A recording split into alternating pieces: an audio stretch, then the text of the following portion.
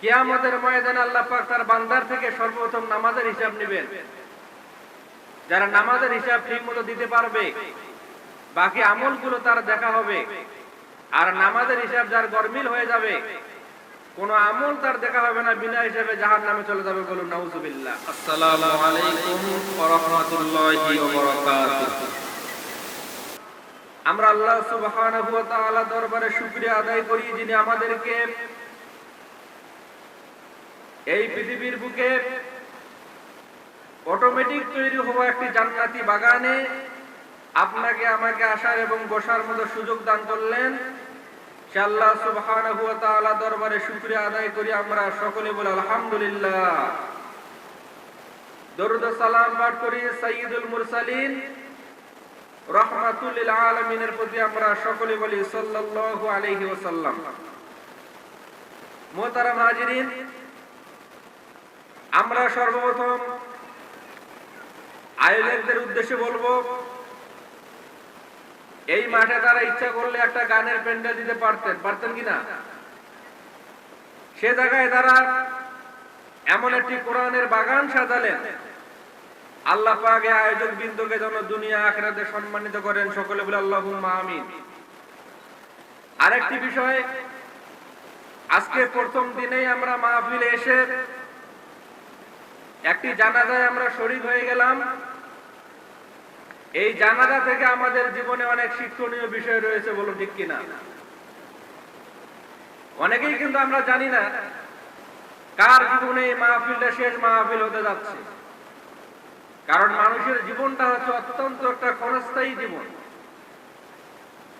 কচু পাতার মধ্যে পানি কিছুটা টলমল করে, তার কিছু গ্যারান্টি আছে, কিন্তু মানুষের জীবনের কোনো গ্যারান্টি নেই, বলুন ঠিক কিনা? 90-এর দশকে শিল্পকলা একাডেমিতে একজন গায়ক গান গাচ্ছিলেন, 1 মিনিটের নাই ভরসা, সাঙ্গ হবে রং তামাশা।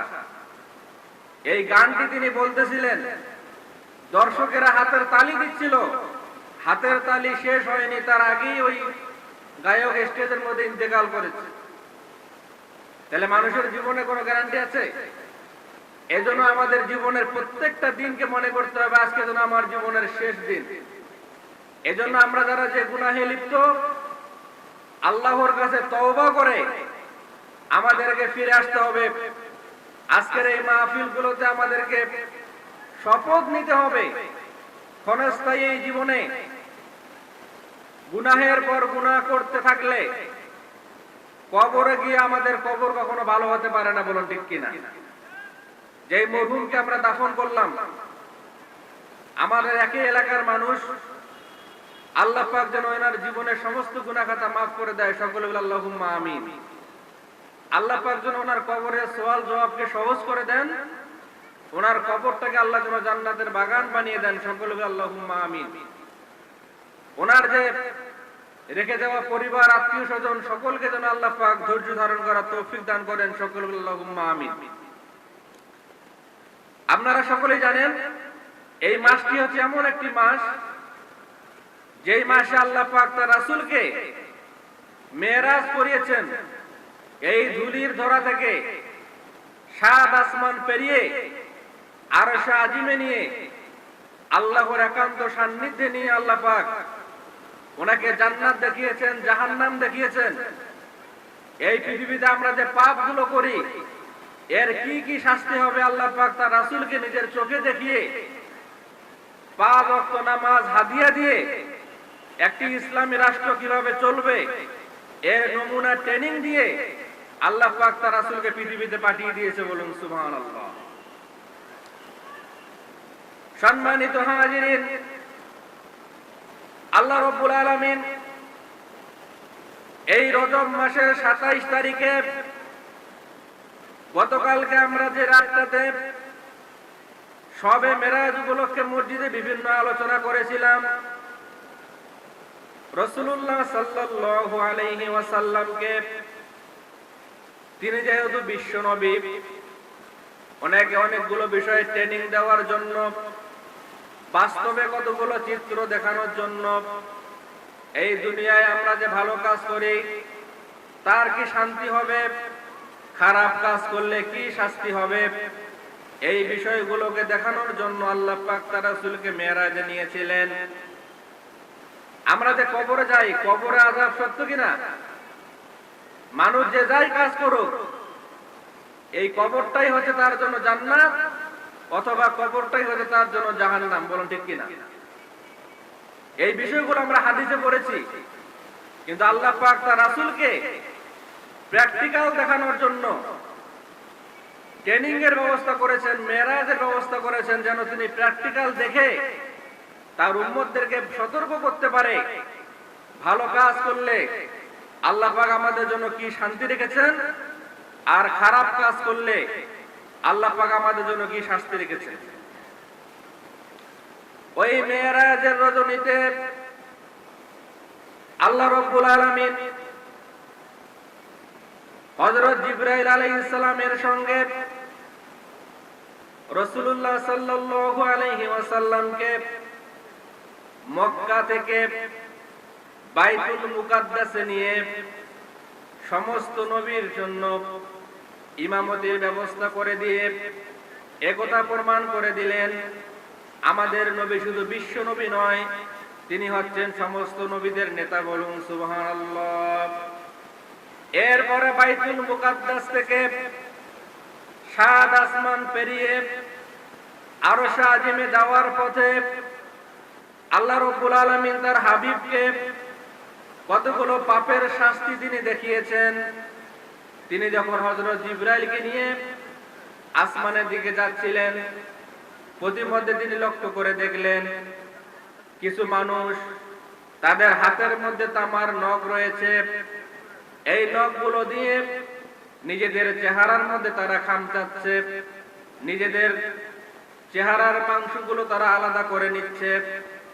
আর কিছু শ্রেণীর মানুষ মৃত মানুষের মাংস ভক্ষণ করতেছে। ঘটনা কি বোঝা যাচ্ছে? মেরাজের রাতে আল্লাহ পাক তার রাসূলকে দেখাচ্ছেন এক শ্রেণীর মানুষ মৃত ব্যক্তির গোশত খাচ্ছে, তাদের আঙ্গুলের মধ্যে তামার নখ রয়েছে, এই নখগুলো দিয়ে নিজেদের চেহারা নিজেরা খামচিয়ে গোশত মাংস আলাদা করে দিচ্ছে।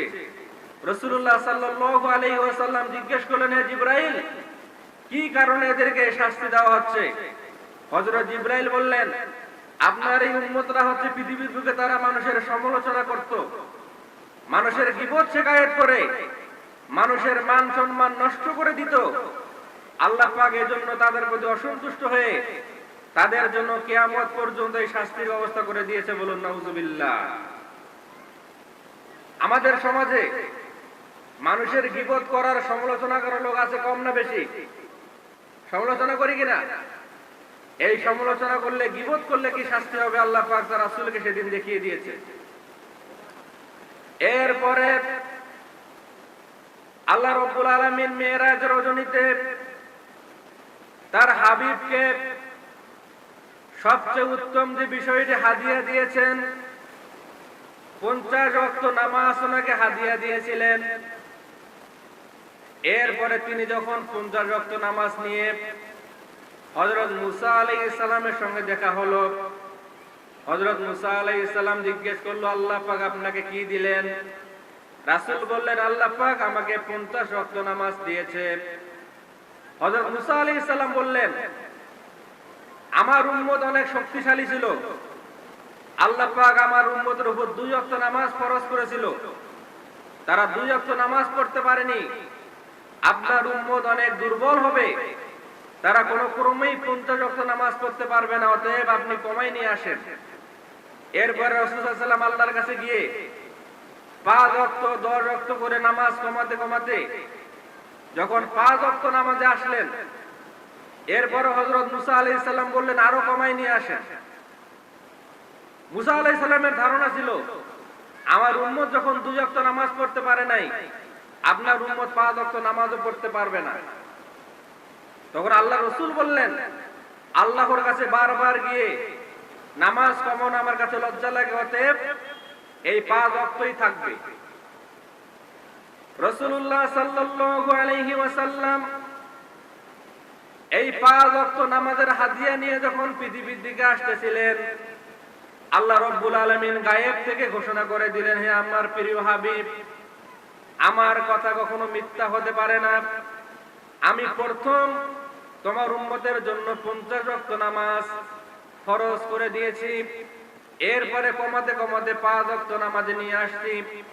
তুমি সুসংবাদ গ্রহণ করো, তোমার উম্মতকে সুসংবাদ শুনিয়ে দাও। তোমার উম্মত যারা 5 ওয়াক্ত নামাজ সুন্দরভাবে আদায় করবে, তারা নামাজ পড়বে 5 ওয়াক্ত, আমি তাদেরকে 50 ওয়াক্ত নামাজ পড়ার সওয়াব দিয়ে দিব। বলুন সুবহানাল্লাহ। এই নামাজ আমরা পড়বো কিনা? আজকে আমাদের সমাজে চিত্র দেখে যেটা মনে হয়, হযরত মুসা আলাইহিস সালামের ধারণা ঠিক ছিল। উনি বলেছিল আপনার উম্মত 5 ওয়াক্ত নামাজও পড়তে পারবে না। আজকে আমরা যদি মসজিদগুলোতে জরিপ করে দেখি, যতগুলো মানুষ আমাদের এলাকায় আছে সবাই যদি নামাজ পড়তো, মসজিদে জায়গা দেওয়া যেত না। বলুন ঠিক কিনা? এখন আমরা 5 ওয়াক্ত নামাজ ঠিক মতো পড়ি না। এই জন্য এই রজব মাসে, রসুলের মেরাজের রাতে, মেরাজের এই মাসে আমরা তাফসীর মাহফিল থেকে মা বোনেরা সহ আমরা মনে মনে আল্লাহর কাছে শপথ করব, আজকের এই মাহফিল থেকে তওবা করে আমরা 5 ওয়াক্ত নামাজের ওয়াদা করলাম, মৃত্যু পর্যন্ত আমরা নামাজ ছেড়ে দিব না। রাজি আছেন কিনা? মেরাজের রাতে আল্লাহর রাসূল যখন জিবরাইল সহ আরশে আজিমের দিকে যাচ্ছিলেন, তিনি লক্ষ্য করে দেখলেন এক শ্রেণীর মানুষের মাথাগুলোকে পাথর দিয়ে থেতলিয়ে ক্ষতবিক্ষত করে দেওয়া হচ্ছে, আবার তা কিছুক্ষণ পর ঠিক হয়ে যাচ্ছে, আবার মাথাগুলোকে পাথর দিয়ে থেতলিয়ে শেষ করে দেওয়া হচ্ছে, আবার ঠিক হয়ে যাচ্ছে। রাসূলুল্লাহ সাল্লাল্লাহু আলাইহি ওয়াসাল্লাম জিজ্ঞেস করলেন, ও জিবরাইল, কি কারণে এদেরকে এই শাস্তি দেওয়া হচ্ছে?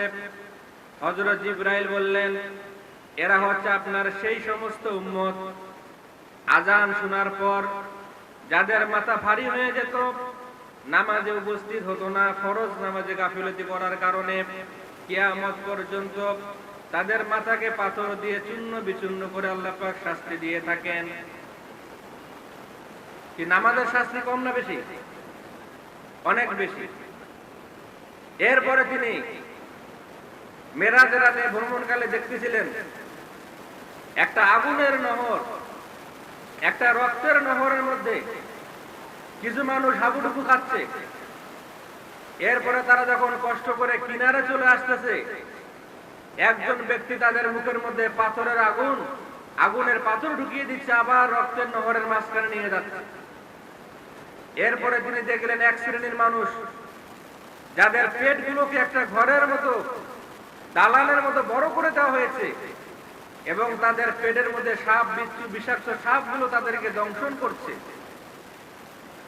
রাসূলুল্লাহ সাল্লাল্লাহু আলাইহি ওয়াসাল্লাম জিজ্ঞেস করলেন, ও জিবরাইল, কি কারণে এই শাস্তিগুলো তাদেরকে দেওয়া হচ্ছে? হযরত জিবরাইল বললেন, এরা হচ্ছে আপনার সেই সমস্ত উম্মত যারা দুনিয়ার বুকে সুদের কারবারি করত, সুদের কারবার করে গরিবের রক্ত চোষা টাকাগুলো তারা গ্রাস করার কারণে কিয়ামত পর্যন্ত আল্লাহ পাক তাদেরকে এই শাস্তি দিয়ে থাকছেন। এরপরে তিনি দেখছেন একটা আগুনের তন্দুরের মধ্যে এক শ্রেণীর উলঙ্গ নারী পুরুষকে জ্বালিয়ে দেওয়া হচ্ছে। আল্লাহ রাসূল বলেন, কি কারণে শাস্তি দেওয়া হচ্ছে? তখন হযরত জিবরাইল বললেন, এরা হচ্ছে দুনিয়ার বুকে জেনাকার, এদেরকে জেনা ব্যভিচার করার কারণে শাস্তি দেওয়া হচ্ছে।